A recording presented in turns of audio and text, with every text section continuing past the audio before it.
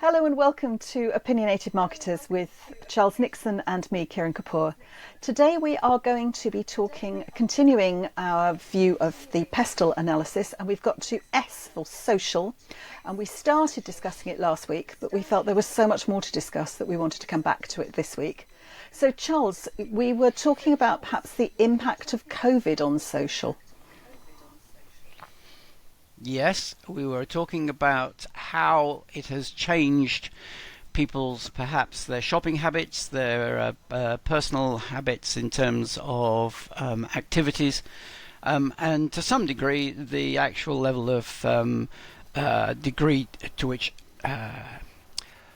consumer psychology has changed. From that perspective, the aspect of working from home and staying at home has brought about a term that's used as a hermit consumer. A large article in The Economist on that topic, and how people's attitudes to purchasing have changed. This is also, I think, probably a time of pause because of COVID, which allowed more people to think about the ecological issues in their purchasing. I suspect we haven't seen a lot of this play out yet because it's been the most extraordinary period post-COVID, in that we've had the war in Europe. Now we've obviously got problems going on in the Middle East. The war in the Middle East. We've got other things that have happened. We've had an economy that struggled, then seemed to be okay, and now seems to be struggling again with cost of living crisis. So there's been an awful lot of other things that have come along that have then also hit the social side. So I think there was a huge element of, I will reconsider my life. I will only work for people if they give me a work-life balance. I'm going to be very strong and determined about how I organise my working life. Oh heck, I've now got bills to pay. Now I need, actually the balance of power has shifted. It's almost like we're in a Porter's looking at the shifting power dynamics within a marketplace. Yes, I think there are other elements that have played out in terms of the power balance, as you indicate. There was discussion being very, very dramatic during COVID that it may well be something similar to the time after the Black Death, when the power came back to the worker as opposed to the feudal landlord. So the attitude now is very much, I've got to want to do the work, and I've got to have an interesting, as you say, work-life balance, but also an interesting job to go to. Also, probably more of the issue of a purposeful job. I think what COVID did was basically it brought about a mental reset. What we were used to, and we had more or less become inured to, was the pressures of a significantly active economy, which caused us to do things such as long-term commuting, accepting poor service, and indeed sometimes poor products as the norm. So the commute on a daily train, where you may even be standing or were sitting in overcrowded circumstances, the same thing in tubes, was the norm, and we all accepted it. Should we not like it, we were either considered to be unusual, or we had to really be quite strong and strident about it if we wanted to do something differently. The analogy of the frog in the jam jar, in the boiling water, is a useful one. We just continue to sit there as it gets hotter and hotter, and not noticing. And something probably was similar in the sort of from the 2008 onwards, maybe even before that. The bad side or negative side of a Western economy was just accepted. The queues on the highways, the bad services, etc. It was just accepted that was what you had to put up with.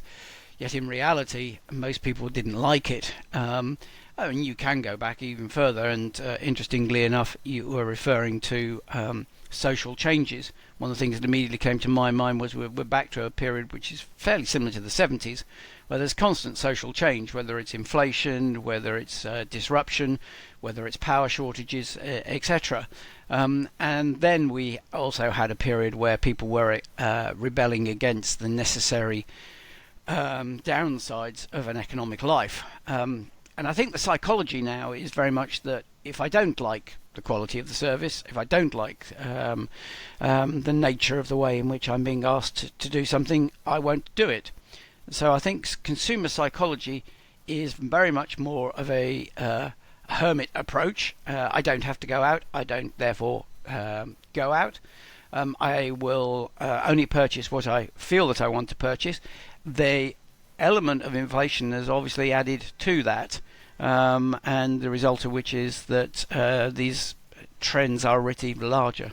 I think the other element that I find intriguing is how it's affecting business-to-business purchasing. So our business-to-business mentality, the way that we create relationships seems to have changed hugely. This year is the first year I've noticed post-pandemic where I'm actually getting invitations. I'm giving invitations back to in-person lunches and dinners and the sort of what was considered the perfectly normal routine of running a business. You met people in social situations to network, and that was just accepted. Now a lot of that is now done over Zoom, so the hospitality industry gets affected, but I think it does also affect the level of the relationships that you build with people. So the business relationships do seem to be different if they're built over Zoom as opposed to over a coffee or a lunch. Oh, that's very true. But what we also have now is the normal approach could easily be to say, no, can we do this over Zoom? And it's not considered to be a rude response to an invitation to meet. We now have this flexibility, which means you don't have to commute, you don't have to go to somewhere that you don't want, and indeed to some degree you can obviously be much more productive because you don't have the travel time. And so I think we have a new armory in our social and business battery, and the result of which is we make use of that. We therefore take a much more considered view of whether or not this business meeting is worthwhile, whether or not going for a lunch is worthwhile, whether or not this trip is worthwhile, and whether or not I could do the same thing much more conveniently over the internet. But I think we've also got the fact that there is a proportion of the world which is feeling damaged and therefore doesn't want to go out, which is more a new trend than we had before. And yes, I think you're absolutely right. You know, the business is now looking for, in inverted commas, new ways to engage with each other.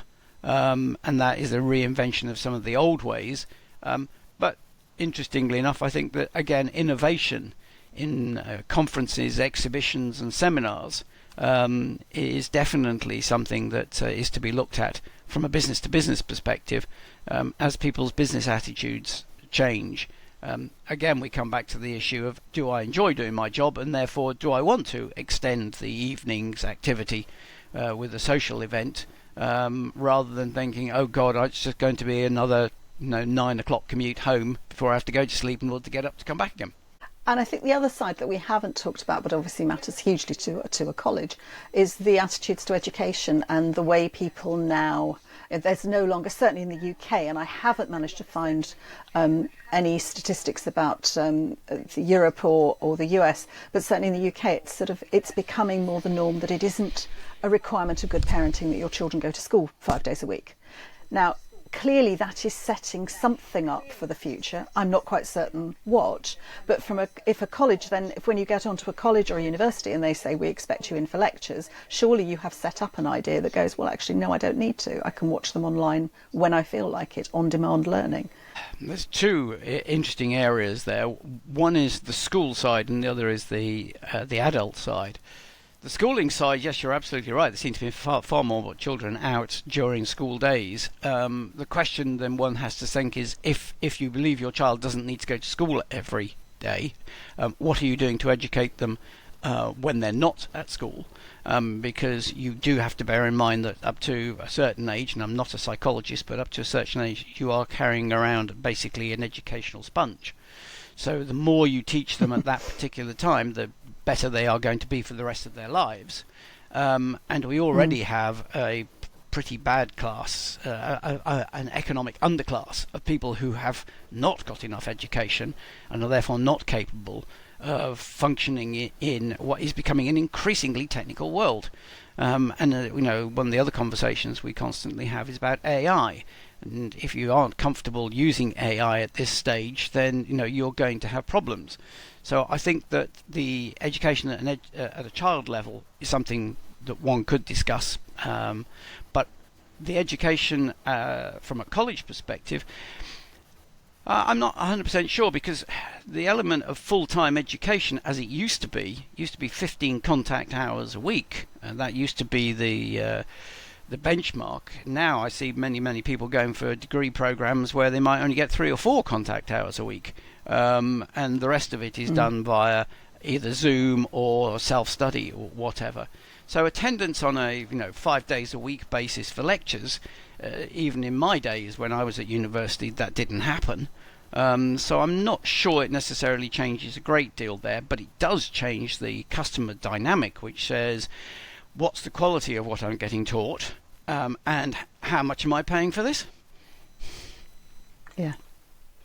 And I think that is going to be the interesting, the whole model of further higher education, and I sincerely hope that leads into lifelong learning as well, I think is going to be a significant change. I think it's starting. I don't think enough has happened yet, and I'm absolutely certain that's going to be a huge change over the next few years, as the customer, which is the student or sometimes the student's parents, is starting to turn around and go, well, what's the benefit?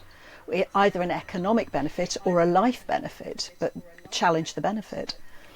Certainly. I mean, we used to talk in the early days of the college about the not going to university route, which could lead you to a master's degree in a faster time with a lot less debt, and in fact, actually, given the fact you probably were working during that period of time, huge amounts more experience.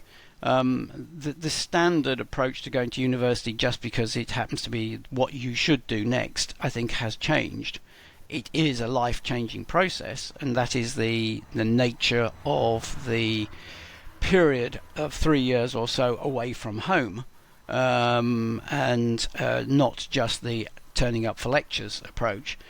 There is an element, obviously, in terms of learning a topic or the ability to learn, which is something that's sometimes lost, I think, in some universities, teaching the enjoyment of learning, the how to learn, which is a lifelong skill, and the philosophy of learning is something that I think that's much more appropriate at an undergraduate level.